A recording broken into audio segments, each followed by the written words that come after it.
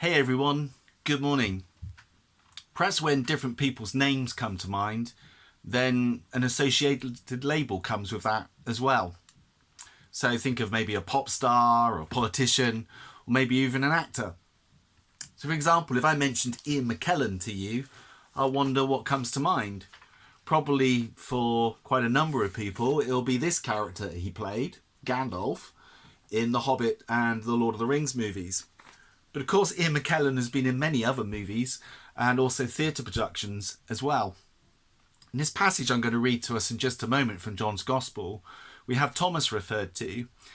And Thomas very often, by preachers and others, has been given the nickname Doubting Thomas. But is that really fair or not? Well, maybe think about that as I read these words to us all from John's Gospel, chapter 20, verses 24 to the end of the chapter. Now Thomas, called Didymus, which means twin, one of the 12, was not with the disciples when Jesus came. So the other disciples told him, "We've seen the Lord." But he said to them, "Unless I see the nail marks in his hands, put my finger where the nails were, put my hand into his side, I'm not going to believe it." A week later, his disciples were in the house again, and Thomas was with them.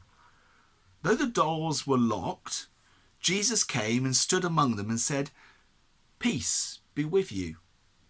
Then he said to Thomas, "Put your finger here, see my hands. Reach out your hand and put it into my side. Stop doubting and believe." Thomas said to him, "My Lord and my God." Then Jesus told him, "Because you've seen me, you have believed. Blessed are those who have not seen and yet have believed."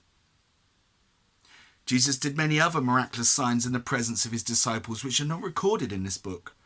But these are written that you may believe that Jesus is the Christ, the Son of God, and that by believing you may have life in his name. What do you feel about doubt? I wrote a few questions down about it. Is it wrong to ever doubt? What do you think? Can doubt protect us sometimes from being too credulous about something? With doubt, is it more what we do with our doubts? Doubt can cause us to explore things more deeply, to enrich our lives and our faith, even though sometimes it might be a bit of a painful process, perhaps. Doubt can also cause us to allow skepticism into our lives and maybe even unbelief to get hold. With doubt, I think I've experienced all those things: skepticism, unbelief, but also faith going deeper. Are you in a place of doubt right now? Maybe even about being able to trust God?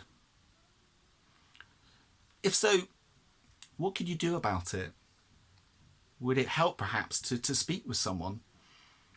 I just want to say as an aside, a book that's I found helpful in the past I read, it's by Alistair McGrath, Doubt in Perspective. God is bigger than you think. It's well worth a read on this topic, and there are other good books as well. John Ortberg wrote one I think called Faith and Doubt, which was also very helpful. But what do we do with our doubts? Coming back to the text here, in verse 26, it says, "A week later his disciples were in the house again, and Thomas was with them. Though the doors were locked, Jesus came and stood among them." That's an interesting thing to note, which I hadn't really seen before, was that the doors were still locked. I mean, yes, it gives a parallel, if you like, a similarity to the week before, and re-emphasizes the miracle of Jesus post-resurrection, could be in the room even though the door was locked. And by the way, I don't even mean he climbed through the window or anything. It was just something about post-resurrection body that he was able to do this. But what it strikes me is maybe there was a bit of latent fear still there. A week on, they still weren't sure whether the authorities were going to come for them or not. And I think that's can be true for all of us sometimes, isn't it? That we bring our fears, we talk to others about them, we bring them to God in prayer, but actually it can linger And I think it's okay to admit that. You know, maybe we've asked someone to pray for us and we think after that, okay, everything should be sorted now. But actually, maybe sometimes we need to pray again. We need to bring these things to God again. I don't want to read too much into the door being locked, but it just struck me as a detail as I read through. Like in the passage I referred to yesterday, which was from the week before, Jesus gives this greeting, peace be with you. I said more about that in yesterday's devotion, so I won't say detail here. But just as we read this again, perhaps it's words that some of us need to hear again today. Peace be with you. Perhaps we just need to pause a moment, even just pause this devotion and just think on those words. Maybe take some moments or a few minutes to be still and to mull this phrase over, perhaps in prayer, and meditate upon it. Peace be with you. But I love this that we read on in the text. Jesus meets Thomas right at his place of doubt. In verse 27, put your finger here, see my hands, reach out your hand and put it into my side. Stop doubting and believe. Jesus met him right at his point of doubt. I wonder if we ever believe God has favourites and think, well, he did that for Thomas, but I doubt he'll do it for me. Yet I think if we look at the character of God as revealed to us through the Bible, God doesn't have favourites in that sense. And so if Jesus could meet Thomas at his place of need, even of doubt, I believe he can meet you and me in that such a place as well. Now, an objection we might say is, well, it was easy for these guys in a way because they were with Jesus physically and they saw Jesus physically risen from the dead, and we just got the written accounts. But I wonder if Jesus had the foresight of that, because in verse 29 we read, because you've seen me, you've believed. Blessed are those who have not seen and yet have believed. People like you and me.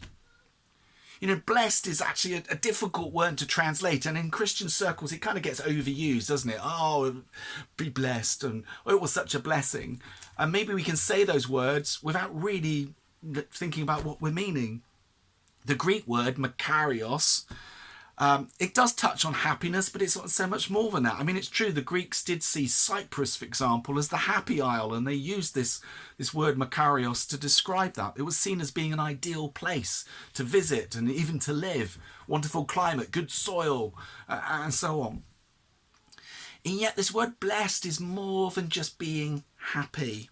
It's about being fully satisfied through God.